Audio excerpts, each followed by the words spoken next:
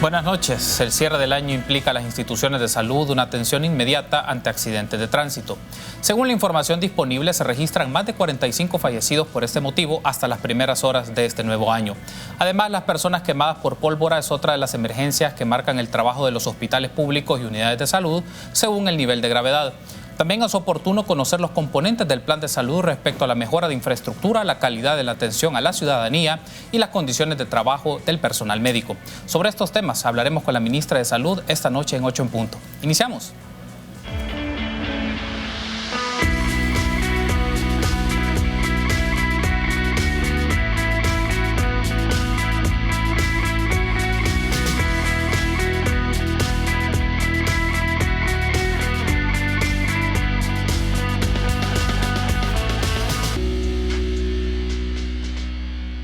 Muy buenas noches, qué gusto que nos acompañe en una nueva emisión de 8 en punto. Les saluda Carlos Monterrosa, qué gusto que esté con nosotros este jueves 2 de enero del año 2020. Vamos a hablar un poco de las emergencias atendidas por el Ministerio de Salud, la situación epidemiológica en el país y el Plan de Salud 2020. Y es un gusto para mí recibir en este set a Ana Orellana Vendek, ministra de Salud.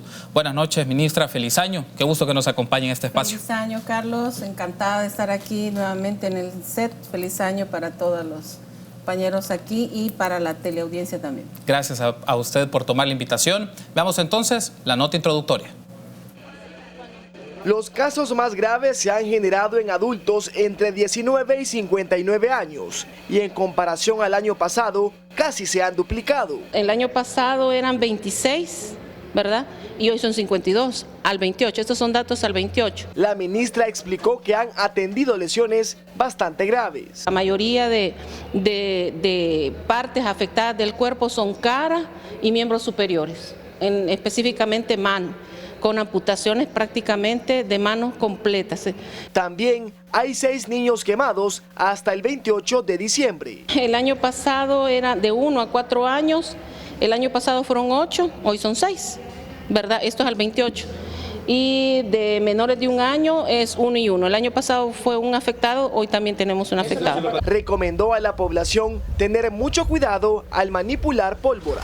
Si vamos a hacer uso de este tipo de artefactos, hagámoslos en el espacio adecuado, no queremos generar incendios, hagámoslo con personas responsables y gente que conozca del manejo de este tipo de artefactos. La ministra aseguró que estas personas lesionadas representan un alto costo para el sistema de salud, pues muchas requieren incluso de atención psicológica. Para Teleprensa, Canal 33, Jorge Trillos. Muy bien, agradecemos a Jorge Trillos por esa nota de Teleprensa que nos permite contextualizar la plática que vamos a desarrollar en el transcurso de esta hora con la ministra de Salud, Ana Orellana. Ministra, teníamos un poco la información de los últimos días de diciembre, pero si hacemos un poco el consolidado hasta el 2 de enero, si están los datos actualizados, ¿cuál es el consolidado de las emergencias atendidas en este periodo de vacaciones? Muy bien, encantada de comentarle a la teleaudiencia. Tenemos el consolidado hasta las 6 de la mañana del 1 de enero. El consolidado total se completa mañana a las 6 de la mañana con el día de hoy. Todo lo que ha ocurrido el transcurso de hoy. Y bueno, mañana pues están invitados a la conferencia de prensa que se va a dar en el Ministerio de Gobernación, donde se va a dar ya el consolidado total de este periodo vacacional, ¿verdad? Que inició a las 6 de la mañana del día 24 de diciembre. Lamentablemente sí ha ocurrido una cantidad enorme de accidentes, ha ocurrido una cantidad bastante considerable también de personas afectadas por el tema de quemados, por el uso de pólvora. Y un consolidado muy rápido, ¿verdad? Al 1 de enero es el 432 personas lesionadas, ¿verdad? Y no solo por accidentes del tránsito, sino también otro tipo de lesiones. Tenemos 45 personas fallecidas por accidentes de tránsito. Tenemos 45, tenemos accidentes de tránsito, tenemos 416. Estos son reportes que da específicamente la Policía Nacional Civil. Tenemos también niños quemados, ¿verdad?, con pólvora en 62, el número. Tenemos adultos quemados con pólvora 71. Hay quemados por otras causas, ¿verdad? Generalmente quemaduras térmicas, que es con líquido caliente. Intoxicaciones 1, politraumatismos tenemos 2. picaduras y hay otras causas, ¿verdad? En total se han brindado 111.156 consultas y de estas han sido 33.264 emergencias atendidas. El Sistema Nacional de Salud, los 30 hospitales, ¿verdad? 206 unidades que trabajan con personal en la mañana del Ministerio de Salud que hacen turno y también con personal de Fosalud han estado atendiendo esto. Esto es solo en el Ministerio de Salud, pero también está el personal que atiende en el Seguro Social y el personal que atiende en el Hospital Militar. Entonces, se ha hecho todo el trabajo necesario para prestarle a la población la atención debida en esta periodo de vacación navideña.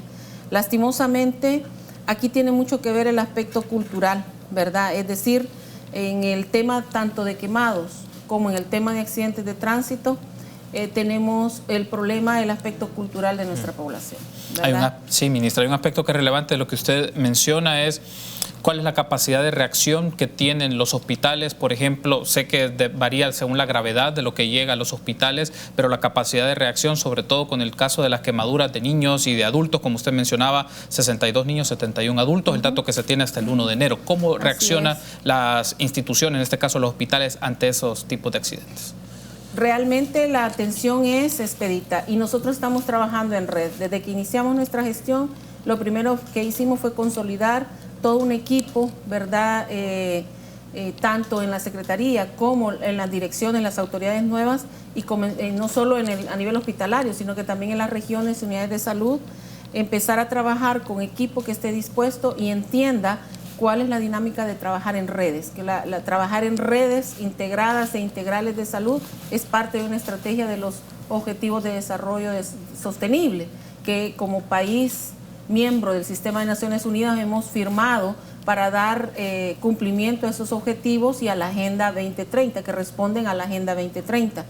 Entonces, nosotros estamos trabajando en redes. Eso significa que hay una comunicación en tiempo real entre todos los directores, subdirectores, jefes de división de los hospitales, así como de los directores regionales, y inmediatamente hay una emergencia en Chalatenango, en Nueva Concepción, en Santiago de María, en Gotera, inmediatamente y necesita el apoyo, ¿verdad? De referir por ejemplo, al Hospital Regional de San Miguel, que es el de mayor complejidad en la zona oriental. Inmediatamente los directores se comunican, mando esto, el director avisa, a la emergencia va a venir este paciente de tal parte, en estas condiciones, o sea, se trabaja en red. Entonces, sí se ha dado respuesta, nosotros hemos estado prestos como sistema de salud, como Ministerio de Salud hemos estado prestos a dar la atención debida. En primer nivel de atención no se ha parado tampoco, se ha estado dando trabajo con el tema del control de las embarazadas sin descuidarlas, las madres puérperas, los recién nacidos, cualquier otro caso epidemiológicamente importante, y se ha dado atención intramural también, no de consulta normal, sino que de emergencia. Entonces, el sistema ha estado funcionando.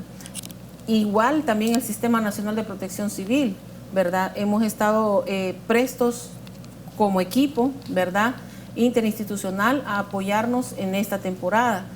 Pero vuelvo a insistir, en el tema de los quemados y de los accidentes de tránsito, el componente cultural, ¿verdad?, de nuestra sociedad está jugando un papel bien decisivo a la hora de estos datos estadísticos. Como gobierno, nosotros hemos dado respuesta en el tema que nos compete a nosotros, salud, totalmente a disposición, totalmente trabajando, ¿verdad?, sin parar y sin descansar para poder atender a estas personas en tiempo.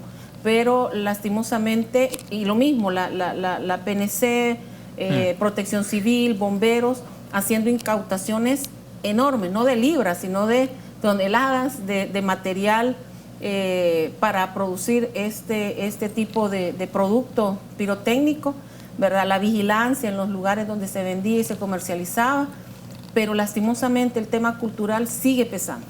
sigue pesando y sigue pesando fuerte. Hay un aspecto, ministra, sobre todo con el caso de pólvora que está haciendo mención y por los datos que se tienen y la gravedad también de las quemaduras, sobre todo cuando es niños o niñas, se discute mucho si es un momento ya oportuno que desde el Ministerio de Salud o las instituciones del gobierno puedan solicitar a la Asamblea Legislativa la prohibición total de la pólvora, es decir, para evitar todas estas circunstancias. Sabemos que en algunos casos hay pólvora clandestina o pirotecnia clandestina, pero desde la perspectiva del gobierno, ¿se puede pensar en prohibición total de la pólvora o buscar algún tipo de impuesto o algún tipo de desincentivar el consumo de este tipo de pólvora? Pues es un tema que vamos a discutir, ¿verdad? Ya la próxima semana como Gabinete de Salud nos vamos a sentar. Todas las instituciones que damos provisión de servicios o tenemos que ver en el ámbito de salud para comenzar a hacer una evaluación realmente y ver cómo combatir este problema, ¿verdad? Y qué proponer para las autoridades pertinentes o los ministerios pertinentes, qué hacer en este tema, qué proponemos como salud, porque el golpe económico que para el presupuesto de salud es fuerte, ¿verdad? En la atención de estas personas, tanto de los accidentes de tránsito como de las quemadas, porque no es solamente el momento de la atención en el hecho, ¿verdad? Las cirugías que va a requerir para poder rehabilitar o habilitar, ¿verdad? A la persona, el tratamiento psicológico que va a implicar, porque muchas veces esto implica lesiones que son para toda la vida, el tratamiento de rehabilitación, que no es de 3 meses, 4 meses, puede durar años, ver la rehabilitación, y afecta a cualquier grupo poblacional. A los niños pues les afecta en su manera cómo se va a desenvolver con otros niños. El tema del bullying es importante también tomarlo en cuenta, y en las personas adultas afecta si son económicamente activas, ¿verdad?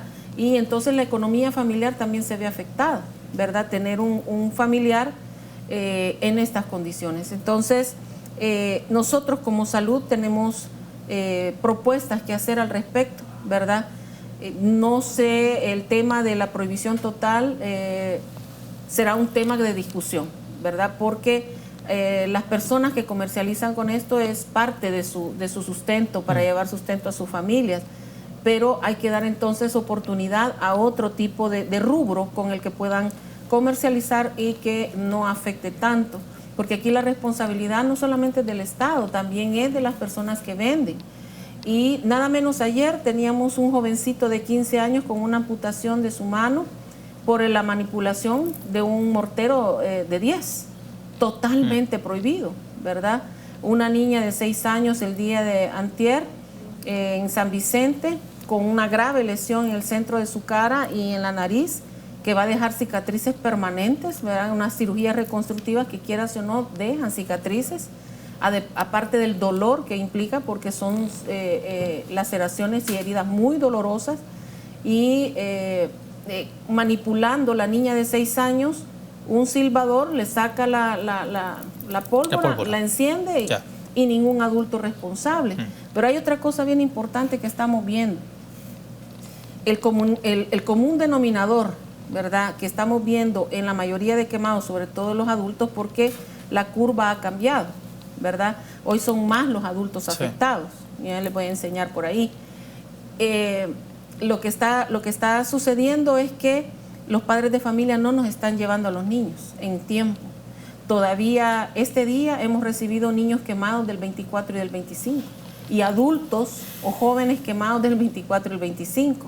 Entonces, el problema es que tal vez era una quemada superficial que podía ser de manejo totalmente ambulatorio, ¿verdad?, que no iba a tener mayores secuelas, pero al quedarse en casa, poniéndole medicina folclórica, casera, lo que hicieron fue contaminar la lesión, ¿verdad? Se infectó y la infección afectó más tejido blando que hay que quitar, que hay que debridar, y muchas veces vamos a necesitar ingresar para antibióticos intravenosos. Tengo que hacer la pausa, ministra. Al regresar seguimos hablando de este tema. También el caso de los conductores ebrios y si es considerado como un problema de salud pública y qué se puede hacer al respecto. Regresamos.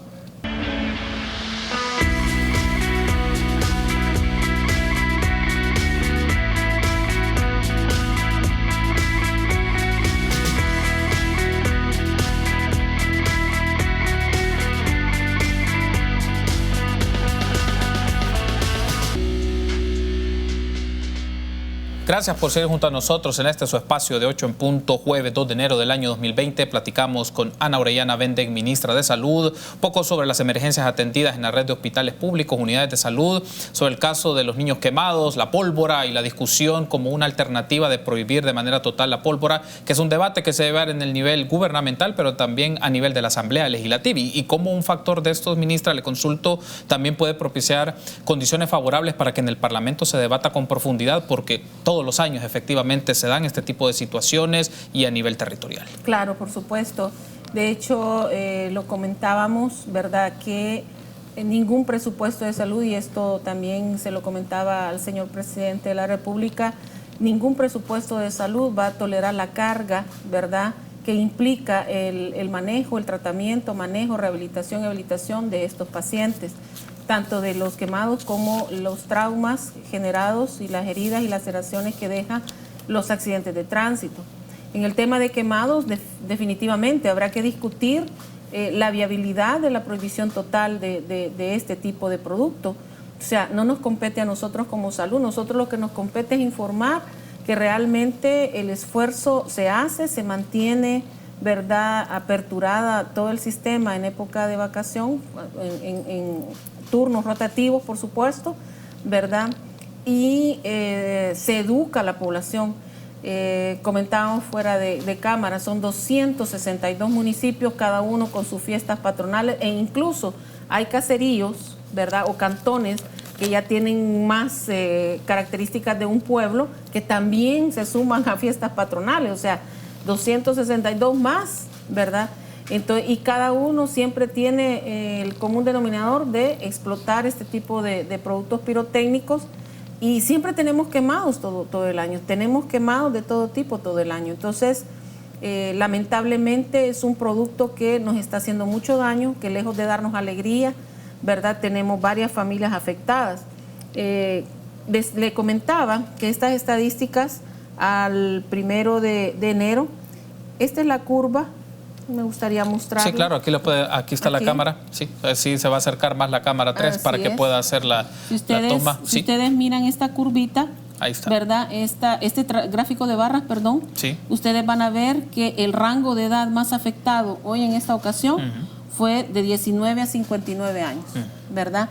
Y los niños son los menos afectados en esta ocasión. Eso de alguna forma nos alegra, de forma agridulce, por decirlo de alguna manera, ¿verdad? Pero esto es lo único que demuestra que los adultos son los que estamos trabajando irresponsablemente este tipo de producto, ¿verdad? Y esta gráfica lo que muestra es en qué días se ve afectada las personas. Si ustedes se fijan, 24 y 25 donde se dispara la gráfica, ¿verdad? La barra, igual el 31 y el 1. Lamentablemente, como le decía, estamos viendo el común denominador que la gente está consultando hasta ahora, ¿verdad? Gente que se quemó, ¿verdad? Niños o adultos, jóvenes que se quemaron el 24 o 25, están consultando hasta hoy complicados. Hablemos ahora un poco sobre el caso de los conductores temerarios, algunos por ebriedad, por abuso en el consumo de alcohol, otros por no respetar las leyes de tránsito, pero en el caso de los conductores en estado de ebriedad, esto es un problema de salud pública, ministra. Claro. ¿Qué se puede hacer ante esta situación? Bueno, aquí le compete igual al Viceministerio de Transporte, ¿verdad?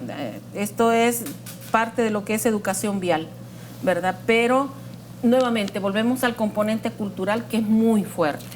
Culturalmente, históricamente, ¿verdad? Desde pequeños, yo no creo que no se lo hayan dicho a usted cuando era pequeño, hijo, aquí el más vivo es el que gana, ¿verdad? Y entonces eso lo vemos en diferentes ámbitos de la vida. Y si se me metió un motorista X, ¿verdad?, y entonces yo ya me le quiero volver a adelantar, no me importa qué es lo que vaya pasando alrededor mío. Entonces tenemos que ser responsables a la hora de tomar el timón, porque manejamos por nosotros mismos, por la gente que llevamos dentro del vehículo, por el vehículo que va adelante, el vehículo que va atrás, los que van a los costados y encima por el peatón. Entonces, si no tenemos ese grado de responsabilidad, no tomemos el volante. O sea, manejar es una responsabilidad, no un lujo. Es una tremenda responsabilidad, y sobre todo si llevo personas, hablando del transporte público. Y mucho menos, ¿verdad?, alcoholizado. ¿verdad? Hemos, la PNC nos informaba, las personas encargadas, de que el común denominador ha sido la excesiva velocidad, ¿verdad? Combinado un poco con el alcohol y la distracción al volante, ¿verdad? Es muy importante.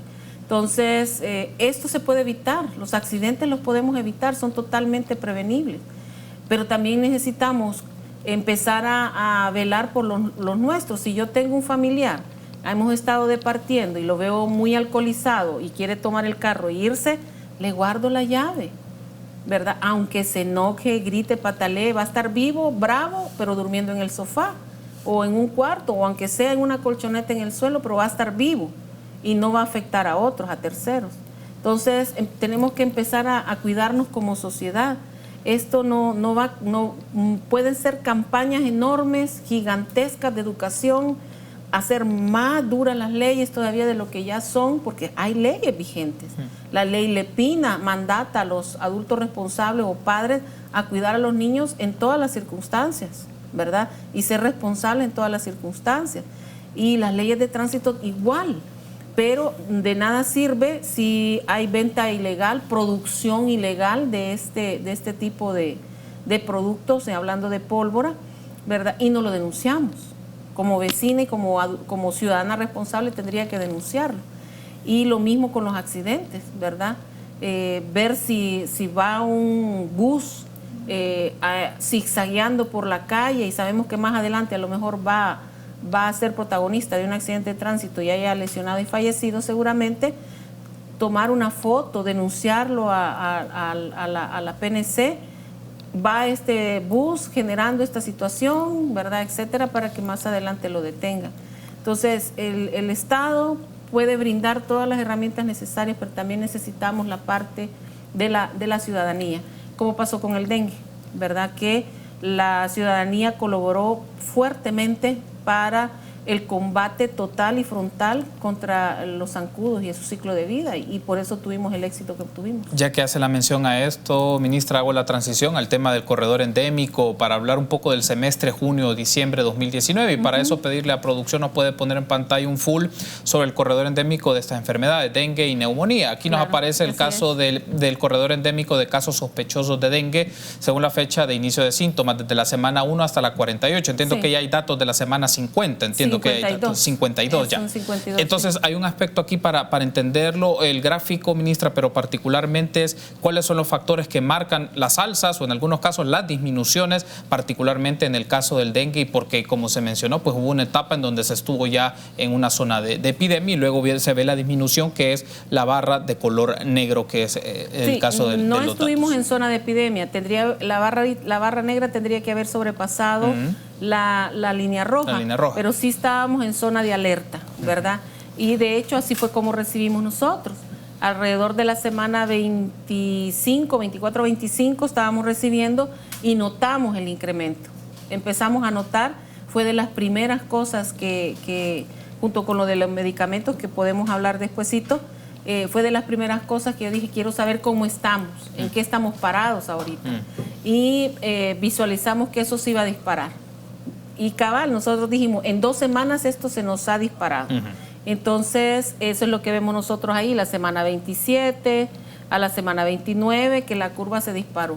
Y nosotros en ese proceso empezamos a entablar las estrategias y a diseñar las estrategias para combatir, ¿verdad?, a implementar las 2 grandes campañas nacionales que hubo, el combate en el primer nivel de atención, los equipos de campo de las unidades de salud, los equipos comunitarios, a trabajar el tema de la búsqueda y destrucción de criaderos de zancudo, con el acompañamiento de Protección Civil, de otras instituciones, algunas alcaldías se sumaron, la población también lo asumió como una tarea, y por eso es que nosotros vimos en el gráfico que acaban de poner ese descenso increíble, ¿verdad?, cuando empezamos a atacar el ciclo de vida y a través de varias estrategias, no solamente fumigar, porque fumigar elimina al adulto zancudo, el zancudo adulto, perdón, pero no elimina el que está en etapa larvaria.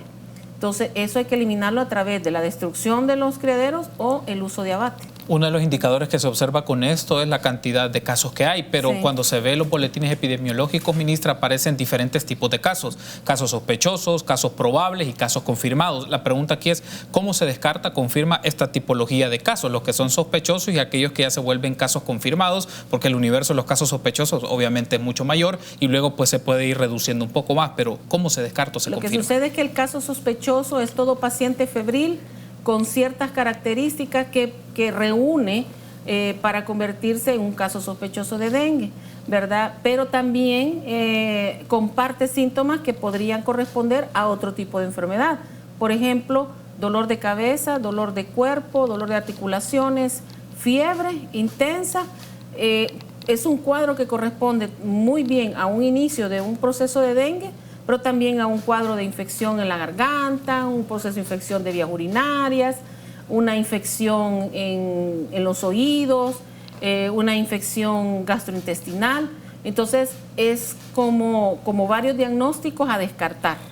Un caso probable es cuando nosotros empezamos a tener evidencia en laboratorio, ¿verdad?, que nos puede estar orientando a que deja de ser ya sospechoso de infección de vías urinarias o de otra infección en alguna otra parte del cuerpo y comienza a verse más como un caso probable de dengue.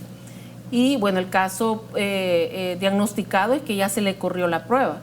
Se le corrieron las pruebas específicas, ¿verdad?, para dengue y salen positivas. Entonces, ese ya es un caso totalmente comprobado. Entonces, así es como se diagnostica. Se nos aumentaron los casos sospechosos porque parte de las indicaciones que nosotros dimos fue todo paciente febril tiene que ser evaluado y estudiado. No dejen escapar ningún febril, porque en el país, en toda Centroamérica tenemos a la cepa 2, ¿verdad?, que es de las cepas que conocidas ahorita de dengue, que causan dengue. La 2 es la que se comporta de una forma más agresiva, ¿verdad?, más virulenta, así se dice en términos médicos. Y no sé por qué, pero en El Salvador esa cepa se ha comportado más agresiva todavía, ¿verdad? Y sobre todo con niños, niños que se supone que ya están saliendo del proceso, ¿verdad? Están para alta y se descompensan de una hora a otra. Entonces, hemos tenido esa situación y por eso dijimos que no se nos vaya ningún febril, estudiémoslo bien, y esa es parte de las estrategias que nosotros hicimos para poder disminuir, ¿verdad?, los casos probables y sobre todo los fallecimientos por dengue. Tengo que hacer la pausa. Al regresar hablamos del presupuesto general vinculado al ramo de salud pública y otros aspectos relevantes que conciernen a dicho sector. Volvemos. Perfecto. Recuerde que usted puede interactuar con nosotros a través de las redes sociales, como ve en este momento en pantalla, @8 en punto el espacio en Twitter, 8 en punto en Facebook, y también los amigos que siguen la transmisión a través del Facebook Live de Canal 33. Gracias por seguir junto a nosotros en este su espacio del 2 de enero. En 8 en punto estamos platicando con Ana Orellana Vendek, ministra de Salud. Vamos a hablar un poco sobre la implementación del presupuesto 2020. Solo para efectos de tener los datos con más precisión, ministra, ¿a cuánto asciende ya el monto total del presupuesto definitivo del ramo de salud 2020 y cuáles van a ser sus áreas estratégicas? Asciende a 755.79 millones de dólares. El año pasado, recién pasado, fue de 662.12 millones. Entonces sí hay un incremento bastante sustancial y el rubro donde más se hace aumento es en el rubro de medicamentos e insumos, ¿verdad?, que pasa de 50 millones, pasa a 85, para poder tener todo lo que se necesita en el sistema de salud, en los almacenes, los 30 almacenes de los hospitales y los 5 de las regiones, todos los medicamentos que se necesitan, que están dentro del plan, del cuadro básico de medicamentos, del listado oficial de medicamentos que tiene el Ministerio de Salud. Que dicho sea de paso, informarle a la población que uno de los objetivos que tenemos para este año y que ya se está trabajando, tenemos un par de meses ya trabajando como Gabinete de Salud, nuestros equipos técnicos, en el listado oficial nacional de medicamentos. ¿Por qué? Porque necesitamos hacer verdaderas compras conjuntas como país, ¿verdad?, lo cual vendría a abaratar bastante los costos, eso por un lado. Y otro lado es que atendemos a la misma población, al final atendemos a la misma población, ¿verdad? Una persona que en este momento trabaja en un almacén, en un centro comercial, etcétera, y es derechohabiente, acude al Seguro Social y atiende sus patologías, sus enfermedades allí, ¿verdad? Con un listado oficial que tiene el Seguro Social, ¿verdad? Que tiene mucha similitud, pero es un poco más amplio y tiene otro tipo de medicamentos, incluso de nueva generación. Pero si deja de trabajar y tiene que asistir al sistema público, entonces ahí pierde conexión con el medicamento y empezar casi que de cero. No queremos que pase eso.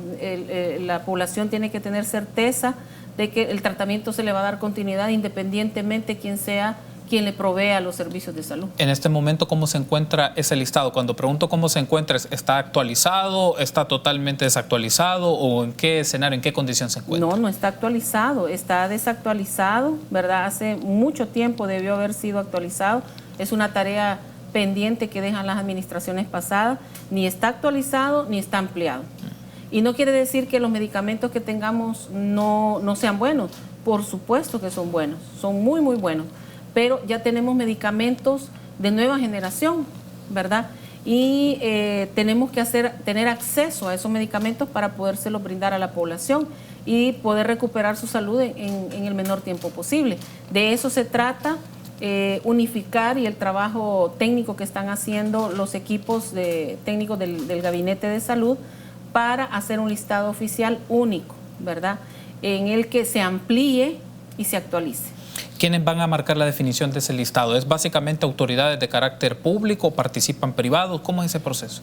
Ahorita está participando el Gabinete de Salud. El Gabinete de Salud lo compone el Ministerio de Salud, el Seguro Social, el IRRI, Fosalud, las clínicas de la PNC, el COSAN, que es el Hospital Militar, la Dirección Nacional de Medicamentos, y por supuesto, cuando tengamos listo ese material, vamos a trabajarlo, ¿verdad?, para recibir una retroalimentación y que nos hagan sus propuestas entidades importantes en el quehacer de salud, como por ejemplo el Consejo Superior de Salud, Colegio Médico, otras gremiales, ¿verdad?, como odontología, algunas universidades, que nos permitan alimentar ese listado y nos digan, sí, estamos bien. Al final son ellos también los que trabajan en el sistema, ¿verdad? Entonces es bueno también recibir la retroalimentación de ellos y estar todos de acuerdo, ¿verdad?, a la hora de aprobar ese listado. Otro de los temas que es relevante, que también aparece en el tema del presupuesto, pero son una de las prioridades de este gobierno en materia de salud, es la incorporación de 1.209 plazas para internos y estudiantes. Entiendo, ministra, hay un aspecto acá, ¿cómo van a ser distribuidas esas plazas y en promedio cuánto es el salario de estas personas o cuánto ascendería ese salario? Fíjese que es diferente el promedio para los internos, diferente al promedio de salario de los médicos en año social. Comentarle que todos trabajan, o sea, todos los egresados de la universidad, tanto para hacer el internado como para, que es parte de la currícula de la universidad, hacer el internado, y luego de salir el internado van ya como egresados a hacer las horas sociales. Eso se le llama el año social, que es lo que va a permitir que esta persona se gradúe como médico con un título avalado por el Estado salvadoreño. Entonces, todos trabajaban, pero había alrededor de 1.200 personas que no tenían una remuneración. En promedio anda entre 500 y 700 dólares, un poco más en promedio, ¿verdad? No me gusta mucho hablar sobre esto porque es privado, ¿verdad?, el tema de los salarios, pero sí anda entre 500 y 700 dólares en la remuneración de estos colegas o futuros colegas. Entonces, lo que se ha logrado es darle cumplimiento a la palabra del señor presidente, ¿verdad? En principio, el señor presidente ofreció una bonificación, ¿verdad?, para los jóvenes que este año pasado, el 2019, estuvieron ad honorem. Ascendían alrededor de 950 personas, hombres y mujeres, y de diferentes universidades que por el examen que tienen que aplicar, porque eso es lo que la ley que ellos mismos apoyaron, la ley de internos y residentes de año social, tienen que hacer un examen. Las mejores notas son las que optaban a una plaza remunerada, y las no tan buenas se quedaban sin plaza remunerada, pero todos eran distribuidos en todo el sistema, ¿verdad? En todas las unidades de salud, en los hospitales, ¿verdad? De la red pública. Hoy, en esta ocasión, pues el señor presidente nos pidió que incorporáramos esas plazas ad honorem en el presupuesto.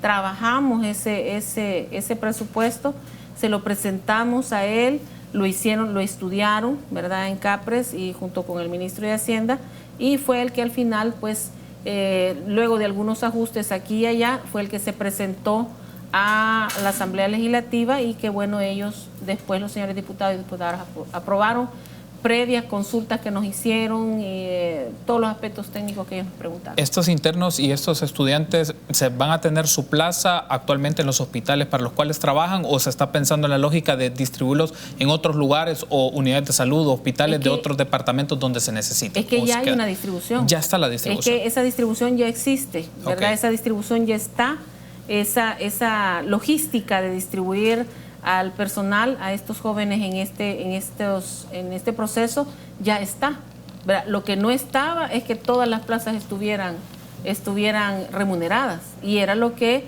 obviamente y con justicia, ¿verdad? Con justa razón, ellos querían que se les pagara. Entonces, lastimosamente, las administraciones anteriores realmente no hicieron lo que se tenía que hacer para lograr lo que en esta ocasión sí hemos logrado nosotros, ¿verdad? Con el acompañamiento de Casa Presidencial, para que estas personas hoy sí, a partir de este mes, ya van a recibir su salario. Muy bien, tengo que hacer la pausa, pero al regresar hablemos un poco del centro oftalmológico en el Hospital Sacamil, hablemos del Plan de Salud 2020 y otras actividades que conciernen a este ministerio. Regresamos.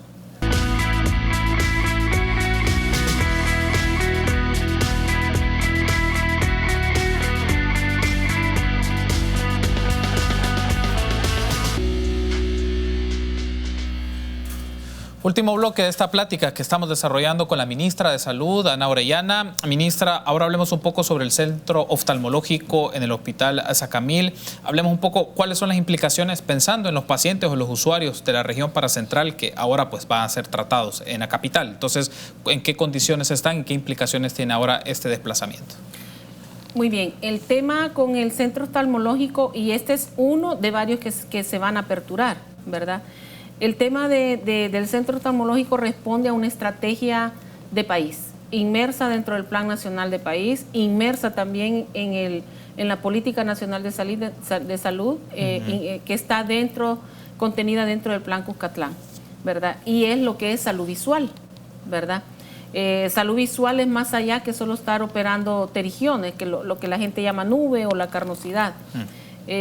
Salud visual viene a dar respuesta y cumplimiento a las estrategias que vienen emanadas de la OMS-OPS, del cual somos país miembro también, ¿verdad?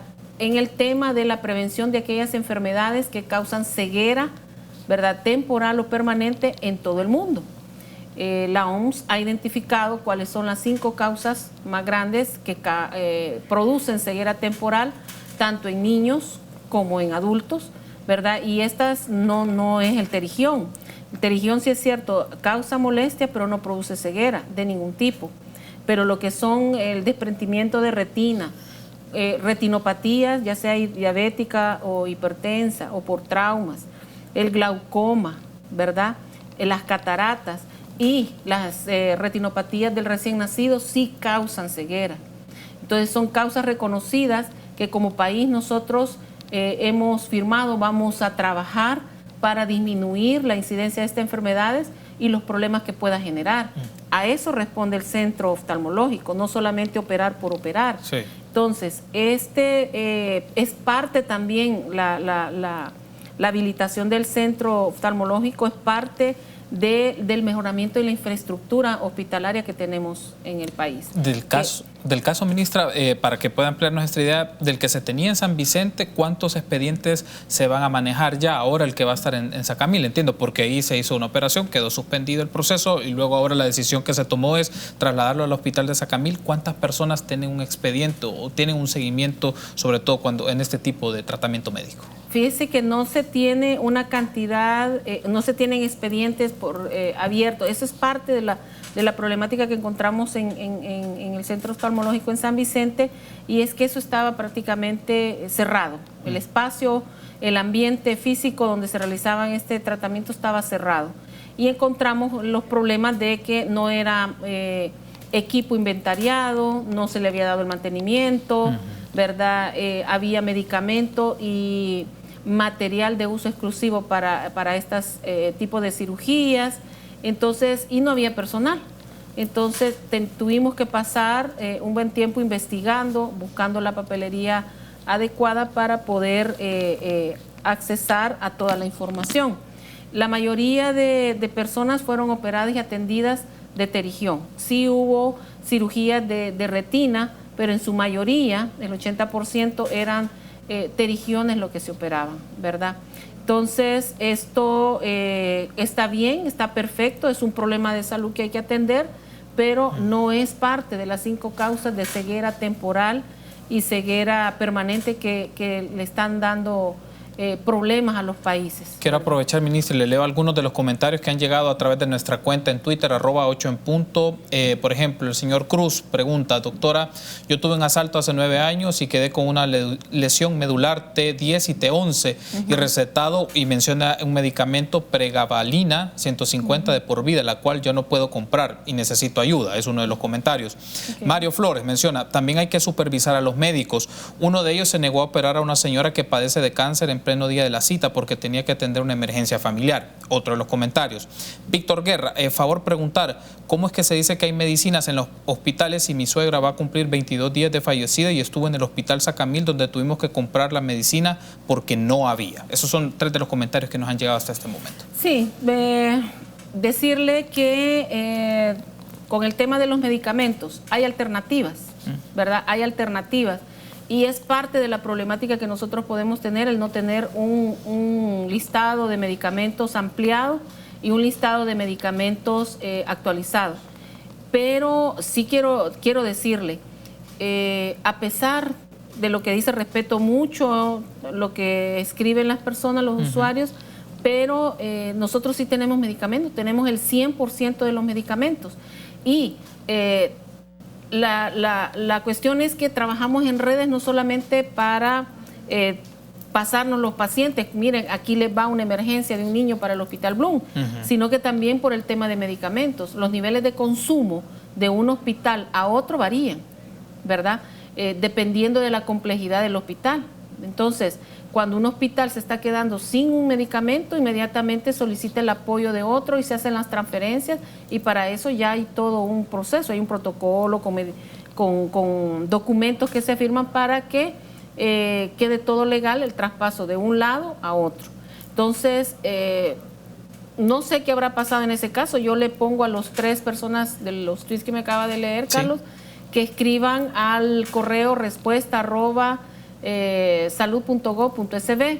Entonces, ¿por qué? Para que ya en ese correo se explayen y nos expliquen, porque ahí no dicen en qué hospital, qué medicamento, etcétera. Y pueden precisar el caso con más pueden detenimiento. precisar el caso. Nosotros tenemos un equipo de respuesta, ¿verdad? Que lo pueden confirmar muchas personas a las cuales nosotros hemos contactado para poder darle respuesta a sus demandas, ¿verdad? Otra de las preguntas, por ejemplo, que nos ha llegado es de Carlos Ernesto Arias. Menciona: pregunte por qué el Hospital Saldaña amaneció el 1 de enero sin ginecólogo, pediatra y anestesista.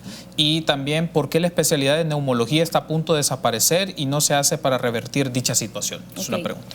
Bien importante la pregunta, gracias por decirlo. Vamos a averiguar qué fue lo que pasó el 1 de enero, ¿verdad? Vamos a averiguar qué fue lo que pasó el 1 de enero. Porque entiendo yo que no es así, y si hubiera pasado esa situación, inmediatamente la directora del hospital reporta esa situación al resto de colegas directores para ver cómo se le puede apoyar, porque también se ha apoyado con mover personal cuando ha habido necesidad de hacerlo, ¿verdad? Con respecto a lo de las especialidades, esa es parte de la herencia que tenemos también de las administraciones pasadas, es decir, no ha habido un adecuado manejo del recurso humano, ¿verdad? No ha habido un desarrollo adecuado del tema recurso humano, y es parte del Plan Nacional de Salud, ¿verdad?, el adecuado proceso de desarrollo, ¿verdad?, integral del recurso humano en salud en el ministerio y en todo el gabinete. Entonces, es penoso, ¿verdad?, es una gran pena y nosotros estamos totalmente enfocados a buscar la solución de este problema, el solo tener 13 especialidades en el país. Es decir, hay 13 especialidades de las cuales hay residentes que se están especializando, ya son médicos graduados. Pero comparado con otros países de la región, por ejemplo Nicaragua, que tiene una estructura económica incluso, no sé, no quisiera hacer comparaciones, ¿verdad?, pero tienen sus propias dificultades, tiene 43 especialidades y subespecialidades. ¿Cómo puede ser posible?, ¿verdad? Lo que hemos heredado ha sido de forma sistemática el estar recortando las especialidades y el país necesita, tenemos problemas con urología, tenemos problemas con anestesiólogos, tenemos problemas con cardiólogos, ¿verdad? Y tenemos también el problema de que no fue bien tratado el recurso humano, ¿verdad? Esos especialistas que se educaron y aprendieron su especialidad en el sistema de salud, en los hospitales nacionales, no fueron tomados en cuenta, fueron de alguna forma maltratados y prefirieron irse a trabajar en lo privado o a trabajar en el Seguro Social. Entonces, pero decirle al amigo que escribe el tuit que estamos trabajando en eso y que lo vamos a resolver, así como hemos resuelto muchos de los problemas sensibles que teníamos cuando recibimos esta cartera del Estado. Básicamente me resta un minuto, ministra, y no quiero pasar por alto esto porque es importante. ¿En qué condición, en qué estado se encuentra el plan de salud de este gobierno? Entiendo que en la última ocasión que usted brindó declaraciones sobre esto, está un proceso de discusión del presidente de la República para su posterior aprobación. ¿En qué estado se encuentra en ese momento? Lo que sucede es que el Plan Nacional de Salud lo que hace es integrar toda una gama de estrategias y proyectos que están como atomizados dentro del ministerio y cada uno actuando ahí por su cuenta. Entonces lo que hace es englobarlo en una dinámica que responda a los objetivos de desarrollo sostenible, al trabajo en red, ¿verdad?, al trabajo en red y que responda a lo que es la atención primaria en salud. Entonces, lo que se ha hecho es integrar, pero hay que hacerlo de forma correcta. Eso no quiere decir que nos hemos detenido y nosotros no hemos trabajado. Seguimos trabajando esas estrategias. Pero básicamente el Plan Nacional de Salud ya se encuentra consolidado, ¿verdad? Solamente estamos en etapa revisándolo ya, por si se nos ha quedado algo, ¿verdad? Pero básicamente integra una visión integral e integradora de los servicios de salud. Es decir, es un proceso es un plan que va a ser para todo el gabinete de salud.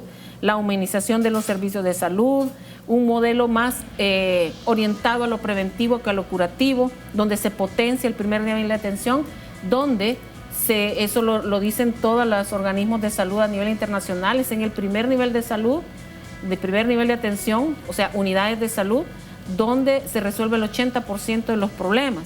Asegurar el 100% de abastecimiento, unificar el cuadro básico de medicamentos, modernizar la infraestructura, ahí viene lo del tema del Hospital Rosales, acercar la salud al territorio y aumentar el presupuesto en salud, ¿verdad? Eso nos va a permitir poder llevar a cabo todo lo que necesitamos hacer.